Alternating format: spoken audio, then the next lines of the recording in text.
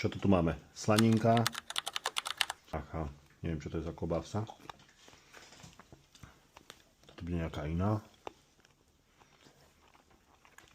Panenka udená. Toto je čo? To je krkovička, nebo čo to je? Vajíčkový šalát. Plesnivý sír. Tvrdý sír. Toto je tá saba, nie? Či jak sa to volá? Volské oka. Máme tu všetko. Uhorky.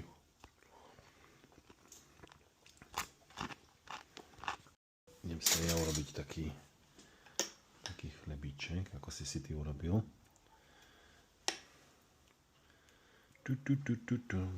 Saba. Dám si tam toto.